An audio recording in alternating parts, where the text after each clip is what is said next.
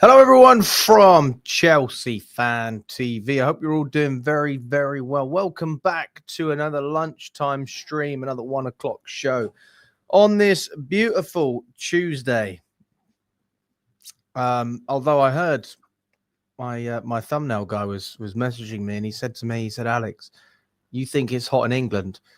He said it's 44 degrees where he is at the moment. And I was like, Jesus, I think he's in the Middle East. So fair play. If anyone's dealing with the heat at the moment, you have my respect. I do not have air conditioning in this house, so I don't think I could handle it. But anyway, let's move on from that. We're going to be talking about all of the latest Chelsea news, all of the latest transfer topics as well surrounding the club at the moment. We're going to be talking about Liam Delap. We're going to be talking about his preference, where he would rather go, what his options are. We're also going to be talking about Quilindschy Hartman as well, who is being linked from to Chelsea. He's a Feyenoord player, a left back, as far as I'm aware. And we're going to be talking just about everything that's relevant at the moment. So big up to everyone that's watching. Smash the like button if you haven't already. Subscribe to the channel. And without further ado, let's get straight into this. Big up to you, CFC Andrew. I hope you're doing well, mate. Good to see you on the stream. There's a number of topics floating around. But this is one that I don't really know what to think about when we look at Liam Delap and his situation at the moment, because we know that Chelsea have been linked with Delap many, many times. We know this. This is nothing brand new. But what I didn't realize is how much of an obstacle Man United would be in order for us to secure the signature of this player. Now, why is Delap a good signing for Chelsea? Listen, I know some people don't like it. Some people do. All right. Me personally, I ain't got a problem with it. I don't have an issue. I think Delap can bring a different type of style into the team. He can give us a different option to what we have with Nicholas Jackson. But then the question is that good enough? But if we're not going to pay the money for Osimhen, if we're not going to pay the money for Goalkeeper, then I just think that Delap is probably the realistic option, although Jonathan David's another player that I haven't got a problem with. But these are all B string compared to, obviously, the two I just mentioned. Now, Ben Jacobs, via Give Me Sport, he wrote an article about this, and it was to do with Man United, actually, rather than Chelsea, but it's still very relevant to us, which is why I bring it up. Obviously, they're set to sign Matheus Cunha from Wolverhampton, and they're not done there. They want to try and get another player in as well, and Liam Delap is that player. I'll just share the screen with you now so you know what we're looking at here.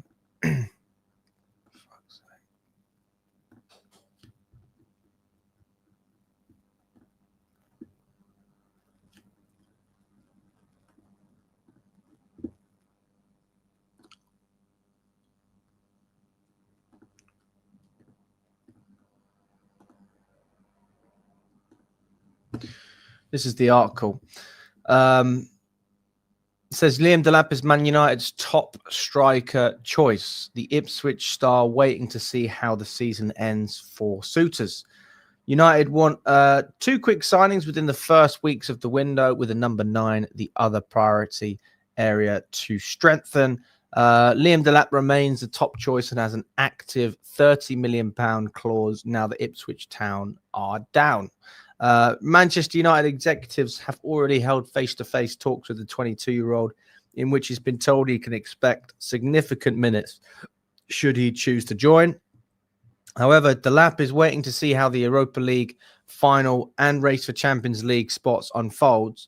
Chelsea also appreciate Delap as one of several options as the Blues look for a new number 9. potentially in time for the Club World Cup. Delap has not gone as far as to tell clubs that lack of European football is a deal breaker, but it is believed to be an important factor. This is because he wants to play in Europe in the 25-26 season to boost his 2026 World Cup chances. A return to the Northwest is also of appeal to Delap, who started his career at Manchester City. Delap is expected to make a fast decision on his future once the season ends, before heading off to the Under-21 European Championship with England. It also says, and this is also relevant if we're looking at Victor Gyökeres, that Manchester United are also a fan of him. Victor Gyökeres, who played under Ruben Amorim at Sporting and faced strong competition from Arsenal. Gyökeres, who has an incredible 53 goals and 51 appearances this season, is available this summer for about 70 million euros, a full 30 million euros below his release clause. Leipzig's Benjamin Sesko, who United tried for last summer, remains on the club's radar as well, but a move for Napoli's Victor Osimhen is not expected. So every single player that we've just mentioned is relevant to us. And obviously United is the talking point of this article. But Liam Delap has been floated around with Chelsea an awful lot as well. The question is, who's going to get their hands on this player? And even if we don't want the player, no problem. But if we do want the player, what do we have to do in order to secure his signature?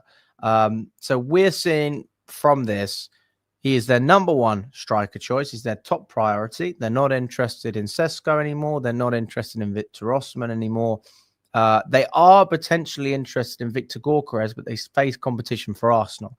Now, maybe that is a deal they could get done if they get Champions League football. But if they don't get Champions League football, then again, they definitely miss out to Arsenal on that one, in my opinion, even though Ruben Amorim has worked with, what's his name? Victor Gyökeres before. So that for me doesn't change anything. I think that everything stays the same in that sense. But what I will say, with Liam Delap, there's a number of things that I'm looking at with United, and this article is quite an eye-opener. And we've seen news coming out before this anyway, so this isn't brand new. Why is it that United's interest in Delap would affect Chelsea being able to sign the player? What do United have that we don't have? Okay, what can they offer? Now, they can guarantee him a spot as the number one striker. They can guarantee it. Okay, because Xerxes not cutting it, and what's his name? Oh, for fuck's sake! I forgot his bloody name.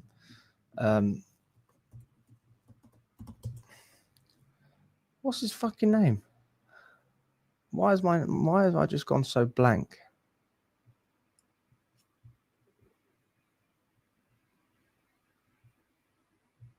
Højlund. God, I don't know what's going on there. Sorry, guys. Ball knowledge not on point. Rasmus Højlund, that's the one. So they're not cutting it, are they? So they clearly need a number 9, just someone to take the lead, because both of those strikers aren't hold up. They don't hold up well. We know that Xerxes prefers to play in sort of a 10 role in behind a striker, and Højlund's just not cutting it. Let's be honest, he's just not cutting it in this league. So Delap, he's got a guaranteed amount of minutes that he'll get at Manchester United. You know straight away that when he goes there, he is the number one. No doubt about it. The other two have been flops. They haven't performed. They've been poor, and they don't fit the system anyway. So it's not even a case of, oh, maybe we can get them back to form. I think with Xerxes, maybe there's an opportunity for him to play a slightly deeper role at United. I don't watch enough of their games to really judge, but that seems to be what I've seen off of the few games I've watched. But that doesn't make him competition for the striker, again, because he's not good enough. And then Højlund, again, just second string. So that's the first thing. Liam Delap is going to be the number one choice. No competition, really, for that role. They are very limited in that area. They're going to be extremely reliant on him. Okay. The second thing is wages. I think that even with or without European football, I think United would offer bigger wages than we would. Okay, I think they'd offer more money. Jim Radcliffe has come out and said this publicly. You know, he's getting rid of people's, he's firing people, he's getting rid of their jobs, he's getting rid of subsidies that people that work for the club should be entitled to, really, like tickets to the cup final. But he's not doing that because he's on this big cost-cutting, you know, he's doing all of that stuff. And I'm thinking, Jesus Christ. But one thing that Jim Radcliffe did say, he had an interview with Gary Neville. He said that, you know, I see spending that money on players as a good investment, as opposed to, you know, just paying a groundsman what he's worth or giving him a free lunch.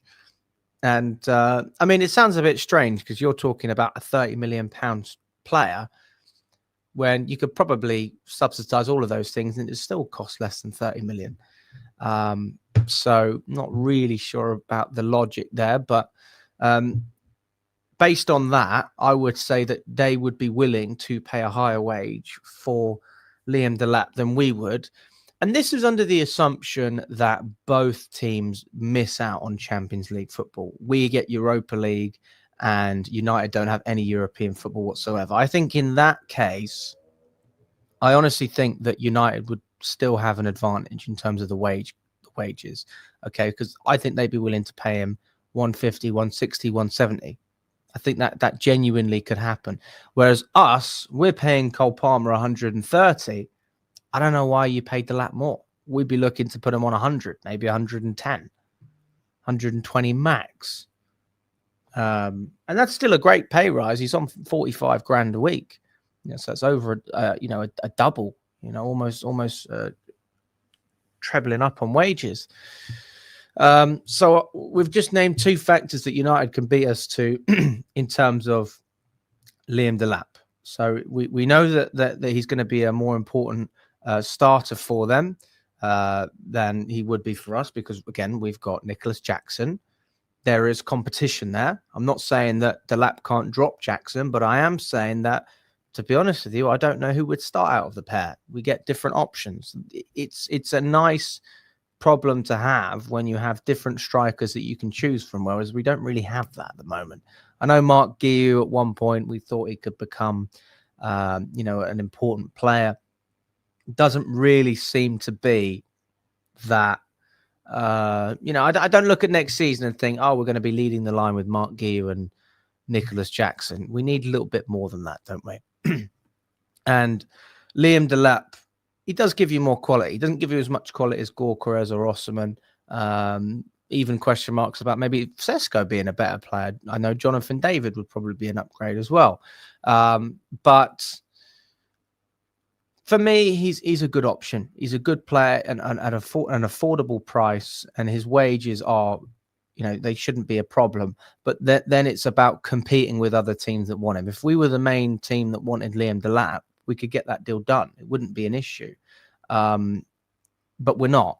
There are other teams being linked with Delap. I know Tottenham have also, they've thrown their name around as well. If they were to get Champions League, maybe that would be a factor. I'm really not sure. So, yeah, those are two factors initially. Wages, I think United beat us on that front, and I think they can guarantee him game time, which Chelsea can't do. And if we continue to look through this, United have already been very proactive in terms of holding face-to-face talks with the 22-year-old, and he's been told he can expect significant minutes if he does decide to join. Okay. It says he's waiting to see how the Europa League final and race for Champions League spots unfolds. Now, we appreciate Delap, that's what it says, as one of several options. This is the number one option for United. Okay. So this is something, again, he's going to see. I think this is a factor, right? And on top of that, if we did, let's just say we did go for Osimhen and we got rejected, and we went for someone else and we got rejected, and we went for Delap as a third choice, does the player look at that and think, oh, maybe I'm not going to be appreciated as much at Chelsea as I would be at Man United? That could be a factor. But as soon as the European spots, as soon as we know who's playing where, then we'll have a better idea. He hasn't gone as far to tell clubs a lack of European football is a deal breaker, but obviously he wants to play for England in the World Cup. That is going to boost his chances if he's playing for a better team. Jack Grealish is a great example. As soon as he goes, he's performing so well at Aston Villa, playing the best football of his life, can't get into the England team. And then as soon as he goes to City, he's in there, and he's actually played worse at City than he did at Aston Villa. So sometimes it is just about the size of the club you're playing for, and that's the harsh reality, really. But this is another thing that's just totally out of our control. It says a return to the Northwest is also of appeal to Delap, who started his career at Manchester City. Now, I saw this a couple of weeks ago, and it's true. Apparently, he just prefers that part of the country, prefers being up north a little bit more in Manchester, as opposed to being in London. That's what he prefers. So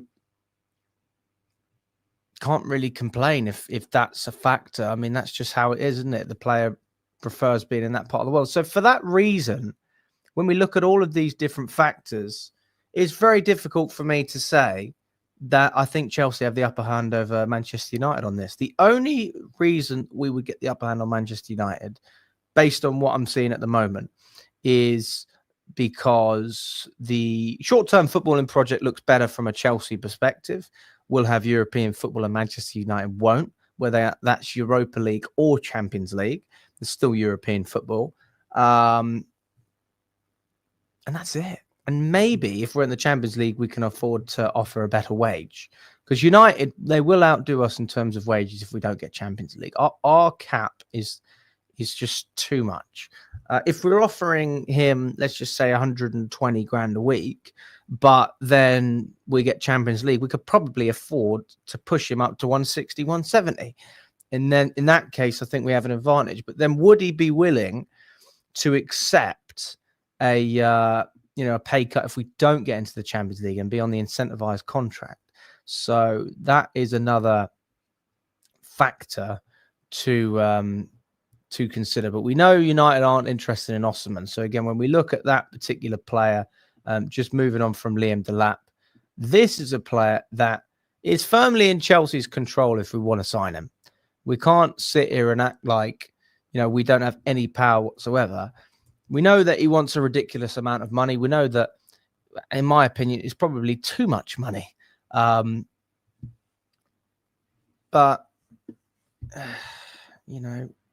unfortunately, this guy is very motivated by cash. That's the way it seems to be with Victor Osimhen. He likes talking about money. Not talking about it, but he likes to demand a lot of money.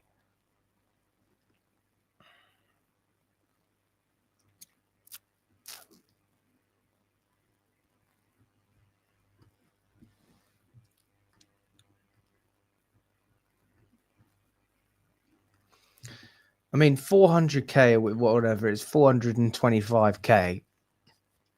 For me,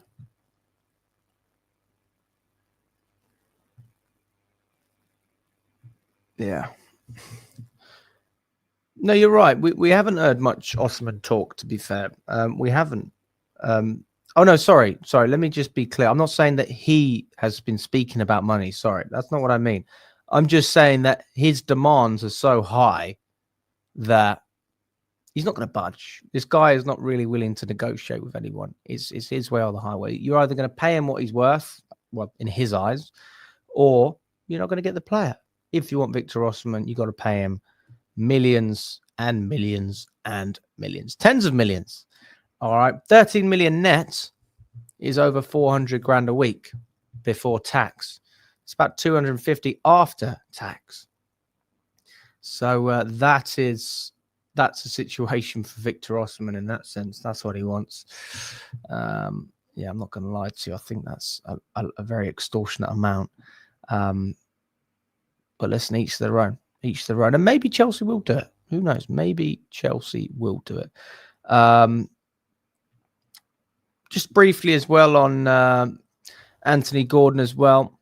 Arsenal and Chelsea are two of the clubs understood to be interested in him. It is thought that Newcastle were looking at a price tag of around £80 million to consider selling the player. We looked at his stats yesterday. Not particularly impressive, if we're being totally honest. 33. I mean, look, actually, let me take that back. They're not bad, but they're not great. They're not that good. You know, they're all right. He's okay. 33 appearances in the Prem, 12 GA, 6 goals, 6 assists. In the FA Cup, he's scored 1 and 2. In the Carabao Cup, he's got 3 GA out of 6. It's not bad, is it? It's not bad. But is this a player that you're going to spend 80 million on and then you're not going to pay Osimhen or Goalkeeper or any of these guys? If you're not going to spend the money there, then I don't know what you're going to spend this money on. For me, I think it's criminal to spend 80 million quid on a player. And that's almost doubling what Newcastle spent on him. I think it's ridiculous. I think it's a rip-off, honestly. The English Mudryk. Not sure if I would say that, but yeah.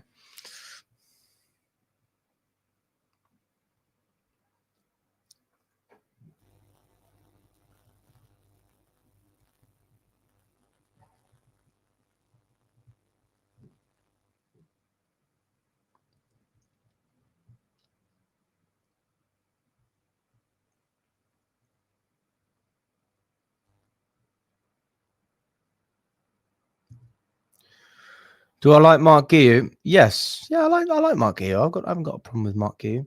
But I don't think he is I don't think he is what we need, if we're being totally honest, guys. I think that we need a little bit more quality than that. He's a good player, but he's not, you know, he shouldn't be leading the line at Chelsea, let's be honest. Barcelona let him go for 5 mil. And I'd say he's probably worth more than that at the moment. He's probably doubled his value at Chelsea. He's got to be worth at least 10 now. But probably another player that the only reason we actually signed him was to flip him on. And that's genuinely a realistic assessment, if I'm being totally honest with you. But who knows? Who knows? Can you believe Bayern Leverkusen, are valuing Florian Wirtz at 126 mil? I mean, that is just crazy.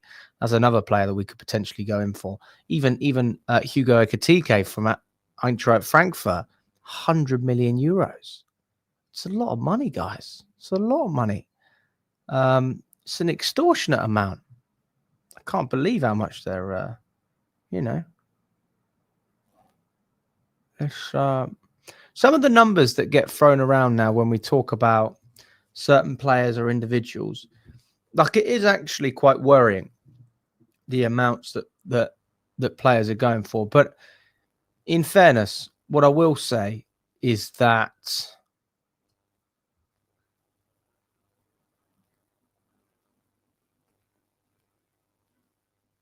you're going to see a lot more free transfers. You're going to see a lot more deals where players just run out their contracts because clubs are not willing to negotiate lower fees. Interesting as well, Maresca's done his Real Betis conference. I have no idea why that's happened. 9 days before the game. Doesn't make any sense whatsoever. But it just happened. So do you know what, guys? We are going to react to it. We are going to react to it together. 9 days before the final, they've got a press conference for Real Betis. I mean, how does that make any sense? Anyway, let's go through it. Hi, Enzo. Sorry, Ian Abraham, Sport.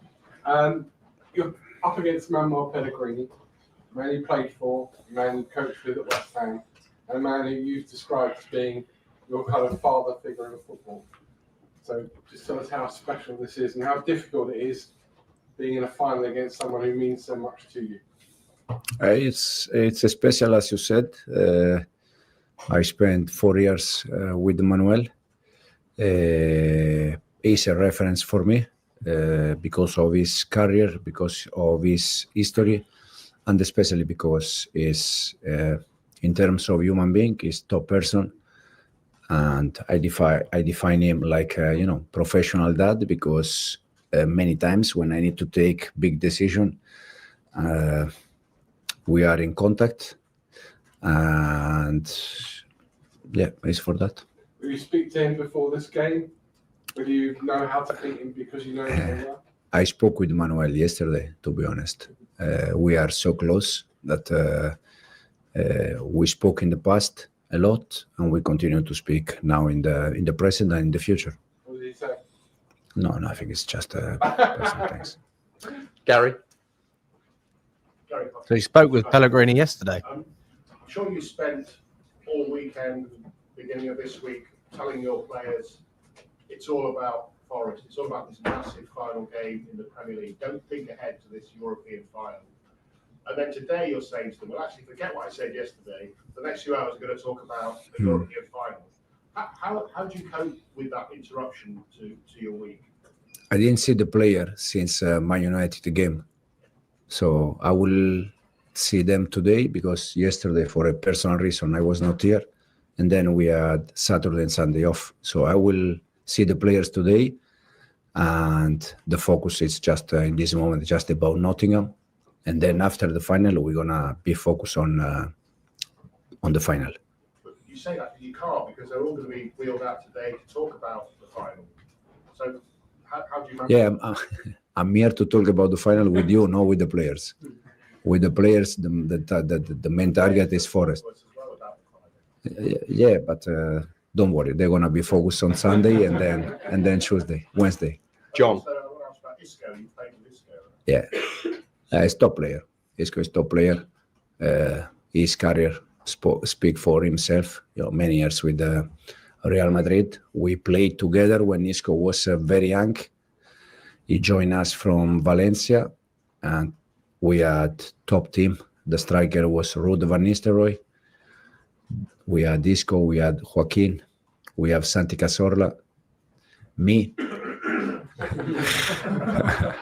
So that was a top team. Yeah. John. Hi, I'm John South from BBC Radio 5 Live. Are you happy with the preparation time you're going to get for this final? You play at 4 o'clock on the Sunday, Betis play on the Friday. Is there enough time? Do they have an advantage on that front? I'm not happy, 100%. You cannot allow a team 48 hours more than the other team when you play European competition final.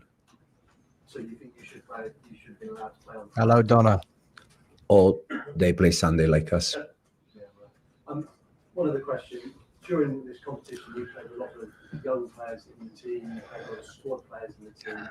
So how do you approach it now? Do you play your strongest 11, or do you stick with the formula that you've had so far? For each game, we try to play our strong 11. So if during the season we played Conference League with a different team or with different players, but we were sure in that moment that for that game was the strongest one, and we see for the final. Simon. My name's Simon Johnson, The Athletic. Speaking about selection, do you have decisions to make over the goalkeeper? Jorgensen's played most of the games, obviously, but Rob Sanchez is your number one. Have you made a decision, and Yeah. when will you tell them? Yeah, no, Philip is going to play the final And why is that? because he played all the competition. So it's unfair now that you arrive to the final and he's not playing the final. So for Betis game will be Philip plus 10 players. I don't know which one that the other 10 they are, but for sure Philip is going to play because he deserved to play that final, that game. Okay. Well, we found out something. So Jorgensen's going to be playing in the final ahead of Robert Sanchez, which I'll be honest with you, I'm a little bit surprised. I'm not like super surprised, but that's fair. I'm quite glad to see that. I'm happy to see Jorgensen's going to be playing. And I agree. I do think he deserves it. You know, he's played the whole competition. He's had a bit of I don't want to say a tough season. He's not had a terrible season, but he's not had a great one. He's been a little bit underwhelming for us when he's given the nod ahead of Robert Sanchez. But in the Conference League, I think he's done us proud as a goalkeeper. I think he's done a good job. I remember the Heidenheim game. I thought he was probably the man of the match alongside Jadon Sancho. And yeah, I look forward to seeing Jorgensen in goal. And hopefully that will, give him a little boost, because he's obviously not an experienced player at this level. But yeah, well, fair enough. I'm glad that Maresca said that as well. I think that's a good thing to get clarity on. And will any of the other players that have been sort of injured, are they supposed to be back? No, at the moment, Margiu and Christian Kunku, they start to take part of our session, but they are both still not 100%. Davido? Let's talk about this final. For you, it's your first major final as a coach. You obviously have a long experience as a player. How are you preparing for the pressure? And how do you prepare? How do you compare being a coach and being a player in a final? I didn't But realize the main target is for sure is also for personally it's important, but the main target is to win again a European competition with Chelsea. I think it's something important for the club in this moment, for the for the fans, for everyone, because it means that we are going in the right direction. And personally, I will try to prepare the game exactly in the same way I prepare all the rest, because I consider every game important. For sure, it's a final that at the end, decide the title. But we're gonna try to prepare the game in our best, and hopefully we can win the title. You said before how much winning the competition without losing the winning mentality. Mhm. I'm curious about what you guys experienced during the competition. How important it was for your group to play this competition? Very important, first of all, because you need to build a winner mentality, and you cannot win the Europa League or the Champions League if you are in the conference. You are in that competition, and you have to be focused to win that competition. So for sure, this season help the players to win games, and is the only way to build a winner mentality.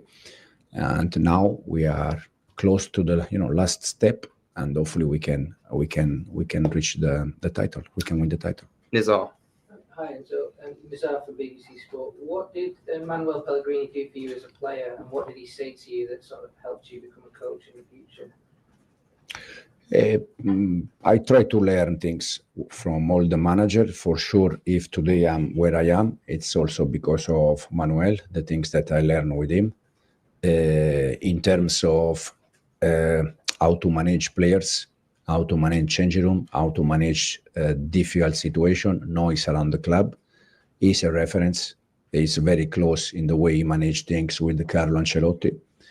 So they are quite close in that sense. So I try to learn many things. Then I had him as a player 2 years, and then almost 2 years I work with him as a coach. So for me, it was enough time to try to learn as much as possible from him. Do you think he should go down as one of the great coaches? He's probably towards the end of his career. You're more towards the start of your managerial career. Do you think he should be? But if you see his history, for sure, Real Madrid won the Premier League with City, semi-final with the Villarreal, Champions League, quarter-final, semi-final with the Malaga, now final with the Betis. So it's for sure. Jacob. Hi, thanks. Jacob Steinberg from The Guardian. On the point around the scheduling, do you think that's something where UEFA need to step in and say that the Betis game has to be on Sunday, shouldn't be on Friday? Yep. I don't know if it's from the Liga, from the Premier League, or from the UEFA. I don't know how many we are in this room, but if I ask you, it's normal to play a final where a team has 48 hours more than the other team? I think it's not normal. It's not something correct. Now, if it's the UEFA, the Liga, or the Premier League, I don't know, to be honest. Because obviously it's something. That's an interesting point as well. When is Real Betis' last game? May 23rd. So that's Wednesday, 21st, Thursday, 22nd, Friday. So they play their game on a Friday. And then we play Nottingham Forest on a bloody Sunday. And that is a good point. It doesn't make any sense. If you look at their last La Liga fixture, you can see this is when Real Betis are going to be playing against Valencia. That is not right. they got their game moved as well. What was their game on a what do you call it? Was their game on a Sunday and they got it moved forward? Because that to me is very unfair, and that is concerning, because we will be playing a full strength side against Nottingham Forest, and we will be playing a full strength side against Real Betis. So there's a good chance that someone's getting injured.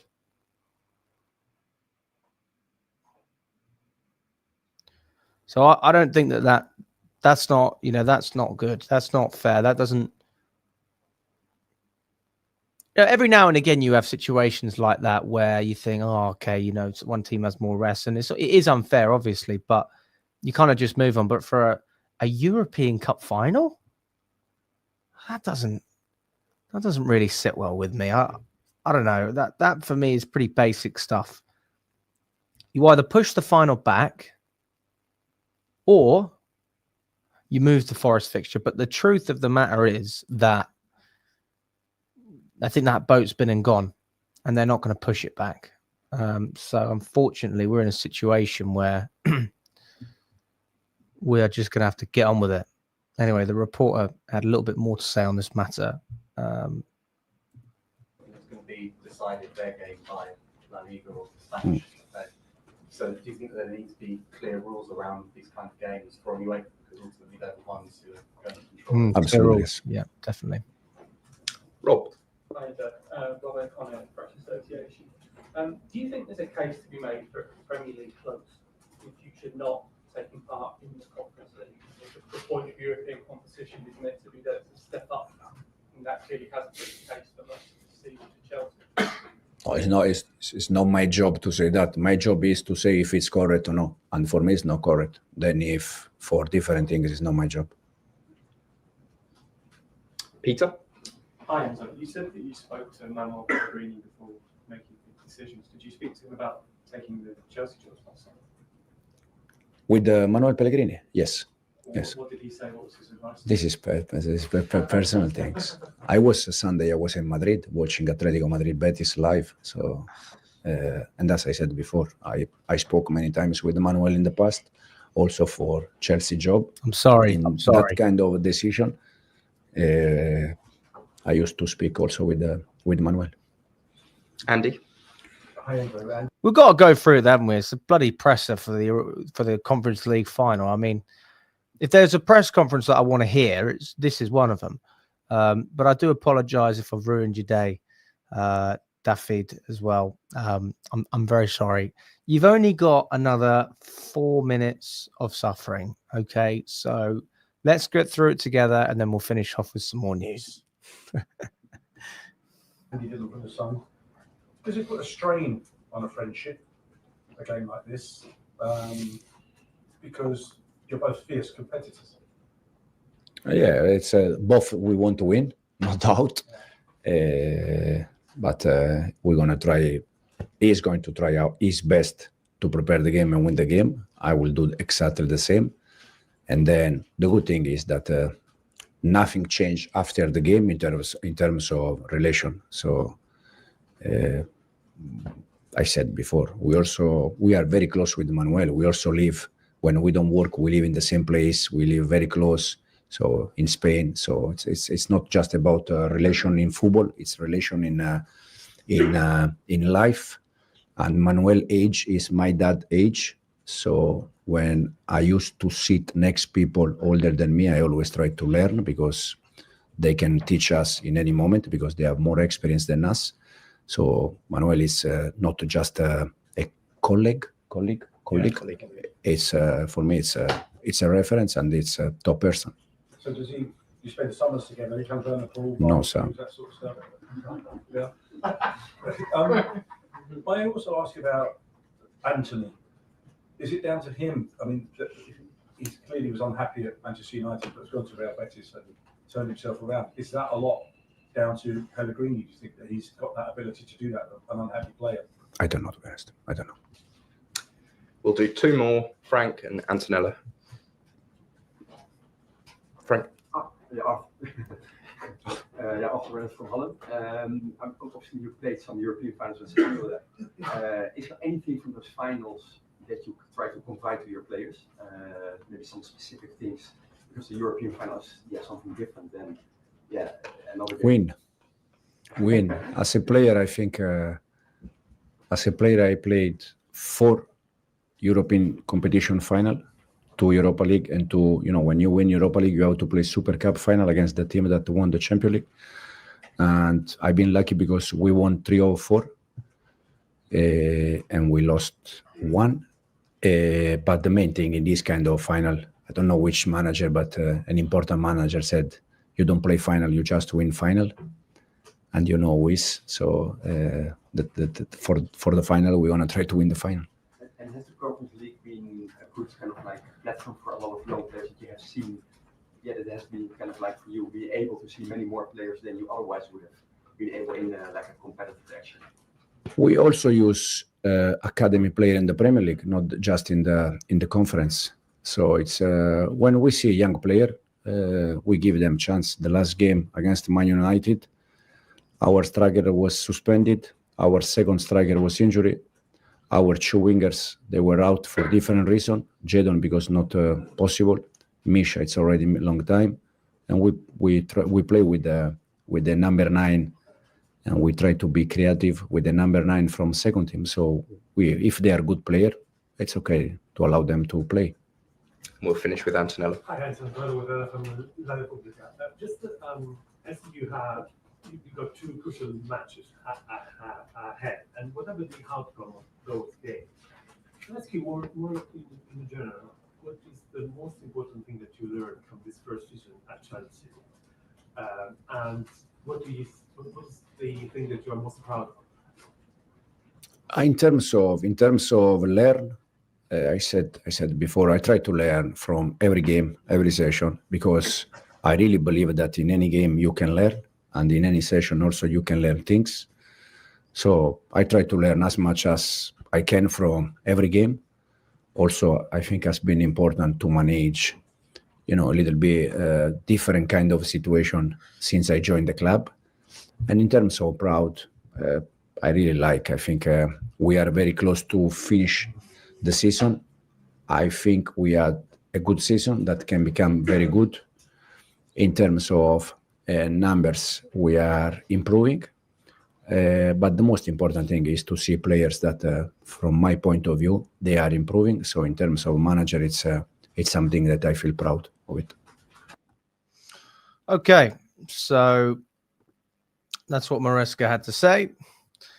I don't always go through the press conference. I don't always do that.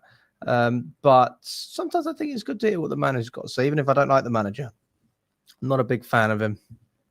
But, one thing that I have said over the past couple of weeks is I will respect Maresca more if he can get us Champions League football and he can win us the Conference League. I think he would deserve a little bit of respect for that, especially after a lot of the criticism that he's got. And I hope he can do it. I really hope he can do it.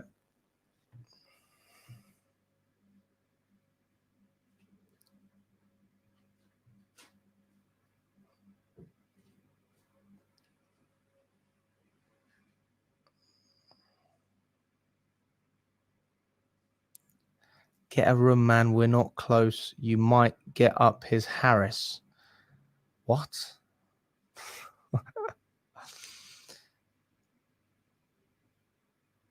I can imagine Real Betis will be doing a very strong side, the strongest side that they can possibly offer in the final. I mean, there'd be no reason for them not to do it. But yeah, let's move on from that. We've heard what Maresca's had to say. I mean, honestly, I don't think he said anything particularly crazy in that. He's obviously very close with Pellegrini. They're good friends. They're very close. He's like his father figure in football. He has a lot of respect for Pellegrini. He consulted him before he took the Chelsea job. And they both want to win ultimately. So there's that. Now, a little bit of transfer news regarding a number of players. Well, I've got 3 or 4 little things to go through. This is a Spanish journalist, Eduardo Burgos, who has reported on Dean Huijsen. And obviously you can see it's in Spanish, but luckily you can translate this stuff. Translated by Grok. Dean Huijsen will sacrifice a lot of money to sign with Real Madrid. The contract is 9 million euros gross, rising, I think it's euros, I presume it's euros, until 2030, rising to 11 million gross in the final year. The Premier League was offering double.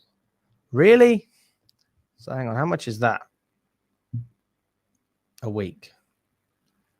9 mil divided by what?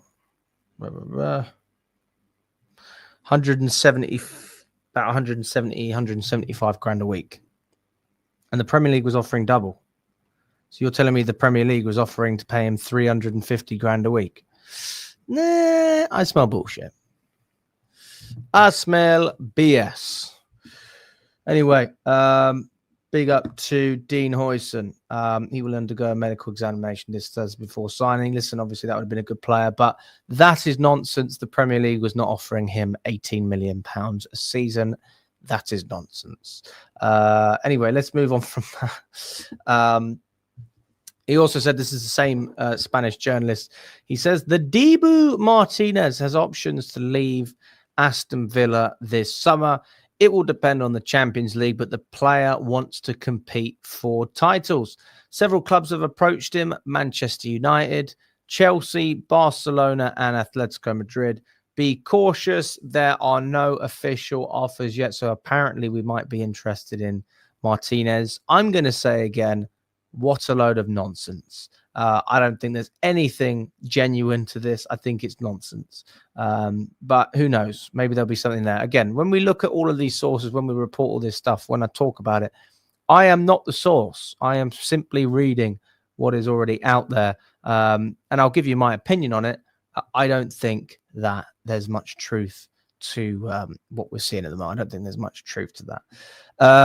According to Santi JFM, Benoit Badiashile is one of the main names on the shortlist of Inter Milan. Now, I'll be honest with you, I haven't got a clue if there's any truth to this one either. But out of the three we've just read, it's probably the most accurate thing, because I could see Badiashile thriving in a league that isn't necessarily the Premier League. It's a little bit slower. He's got more support. He's a tall player.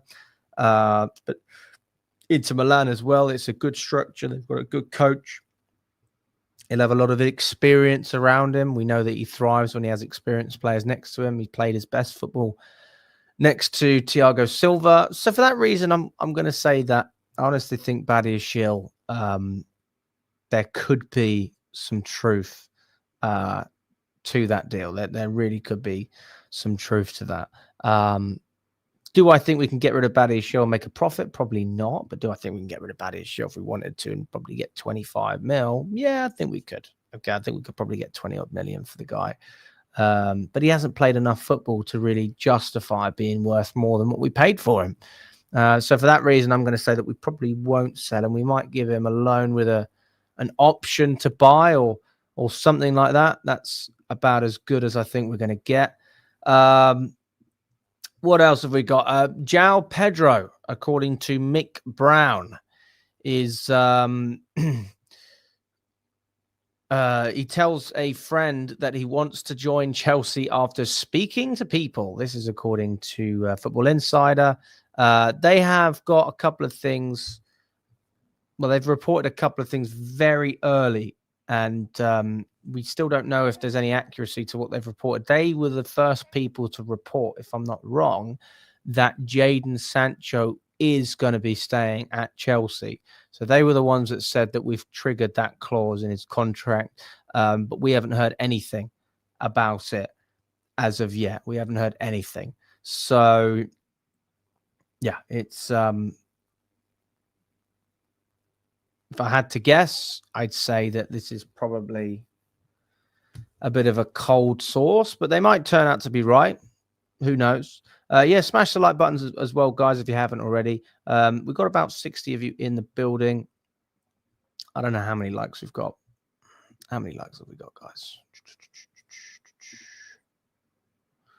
We got 29 likes. Come on, guys. Let's get straight up to 50 likes on the video. Smash that like button if you haven't already. If you want to support the channel in another way, you can by subscribing or becoming a member of the channel. That is also an option. So according to former Man United chief scout Mick Brown, who remains very well connected within the game, he exclusively told Football Insider that Joao Pedro wants to make the step up to a bigger team this summer. However, Chelsea have doubts about his ability to provide a consistent source of goals and whether he is the right man to lead the line for them. Brighton are also expected to demand a significant fee to sell the Brazilian, which has raised further concerns among interested clubs. Football Insider revealed on the 18th of May that Chelsea, Liverpool and Arsenal want to sign Joao Pedro, and Brighton will demand around £70 million for his signature. You heard that right, guys. £70 million. You thought that 80 million for Gordon was the only ripoff we were going to be involved in today. No. 70 million for Joao Pedro. Very, very...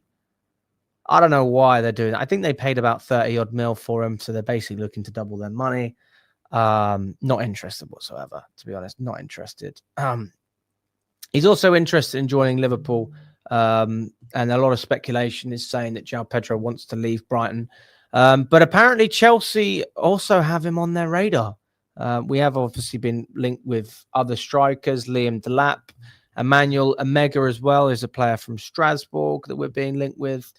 Doesn't mention Osimhen or any of these other guys, so Lord knows.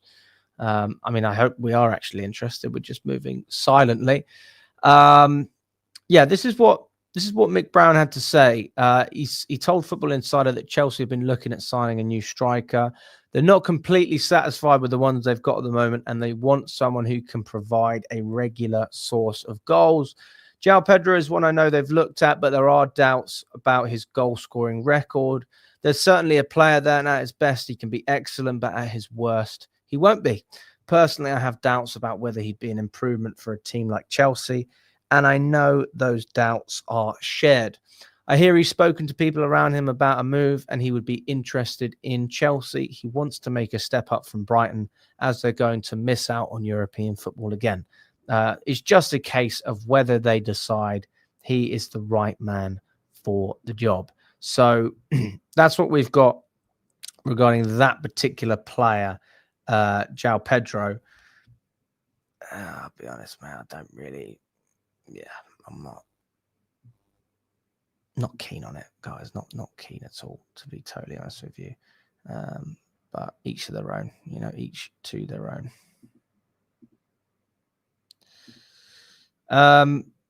Now, we've also had some reports come out very, very recently that Chelsea are closely monitoring Rodrygo.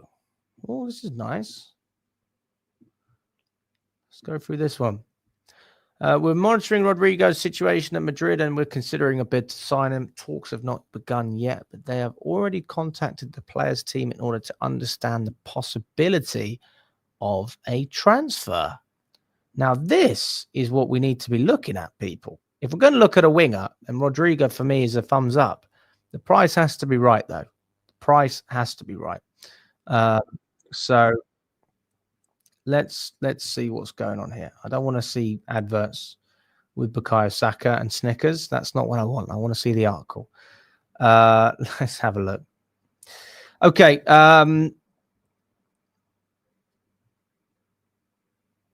Yeah, Chelsea are closely monitoring Rodrygo's situation at Real Madrid and considering a bid to sign they say he's a striker, but he's a winger, isn't he? In the next European transfer window, as Goal has learnt. This has been reported by Goal. Talks have not begun, but the English have already contacted the players' staff in order to understand the possibility of a transfer in the next transfer window. In Spain, there are rumours about a possible departure of Rodrygo from the Santiago Bernabeu. Rodrygo's contract with Real Madrid runs out runs until June 30th, 2028, and an early departure would require financial compensation from the English club. The striker has not yet commented on a possible exit from the club in the transfer market. And then it says, for a little bit of context, recently there were rumors that the striker had refused to play for Real Madrid because of relationship problems with teammates, Jude Bellingham and Kylian Mbappe. But the athlete denied the situation. And this is what he had to say. He said, stop making things up. And that was what he wrote on his X account. Giving you a little bit more as well on Real Madrid. They are also apparently interested, according to Goal, in signing Enzo Fernandez, but his contract expires in 2032. So I don't think there's any real truth to that. Going back to Rodrygo, he's been playing regularly for Real Madrid. He's also a regular in the Brazilian national team, so I can imagine he's probably going to play a lot under Carlo Ancelotti still. He's 24 years old. He's played 50 matches for Real Madrid, scoring 13 goals and providing 10 assists. So you're looking at 23 GA over 50, roughly 1 and 2, playing a lot of minutes, played 3,291 minutes. So lots of minutes there. I'll be honest with you. I think it's a great signing. I think it's a really reliable signing as well. Like when I look at a player like Rodrygo, I see a player that we could probably lean on a little bit. Don't have an issue whatsoever. But again, this is not the Abramovich era, so we've got to. The financials have to add up in order for Clear Lake to even consider a deal like this, and that is my only concern. I don't know what the wages are for Rodrygo. I don't know what his wages look like. If anyone can tell me that, I would be very intrigued to know. Rodrygo wages. Okay, so he earns about 240,000 euros a week, 12.5 million a week. That's euros, though, yeah? And that's gross, not net. So it's really important to understand that when we look at what Rodrygo's making at the moment, 240K, that is before tax, not after tax. And the issue with Osimhen that we've heard is that Osimhen wants the same amount after tax. So he basically wants double. And if Rodrygo is willing to keep a similar wage, maybe even go up a little bit, give him an extra 20 grand, whatever, you're able to get you're able to get rid of Nkunku, get Felix off the books. We've got Ben Chilwell as well, another player we can offload, selling a few players for profit. I think Ogachukwu can be sold, Badiashile can be sold, Asasi can be sold. We can loan other players that we're not necessarily interested in keeping at the football club. And there's a lot of finances you can free up. I hope we can get rid of Sterling. I mean, wouldn't that be amazing if we can get 325 grand off the books, get him off to Saudi or the MLS, whoever will pay him, have him. And once those wages are off our books, then we'll be in a much, much better situation financially. But yeah, going back to Rodrygo, I think he's a great signing. I think that, to be honest with you, that's a proper signing, and he would be starting every week. If the guy's starting every week for Brazil and Real Madrid, let's not sit here and debate whether he's going to start ahead of Jadon Sancho and Noni Madueke, all of those guys, even Tyreek George, Neto. He's starting ahead of all of them. So this is a player that, again, absolutely have no issue with us bringing in. I think it would be a huge plus. And it gives us a bit of pedigree as well, because we're bringing in a winner. He's won Champions Leagues. He's won league titles. He's won these trophies.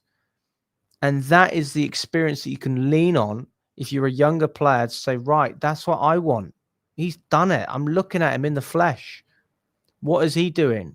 What habits does he have? I'm sure he has good habits. You don't get to that level if you're not a fucking professional player. So we just need a little bit of that within this team. But I hope we can do it, guys. I really hope we can do it. We'll have to wait and see what happens. Guys, smash the like buttons if you haven't already as well. We've got over 75 of you in the building as it stands. And we've got 38 likes on the video. Let's get up to 60 likes. Press that thumbs up quickly. Takes a minute. Makes a difference. Once you do it, you never have to do it again until I do another live stream, which will be at 10 p.m. tonight. And then you can go through the whole cycle all over. Guys, really appreciate your time. Thanks so much for jumping on as well. I'm going to wrap it up there. Leave a thumbs up if you enjoyed it. Otherwise, I will see you later on at 10 p.m. and we will catch up very, very soon. Enjoy the rest of your day, guys.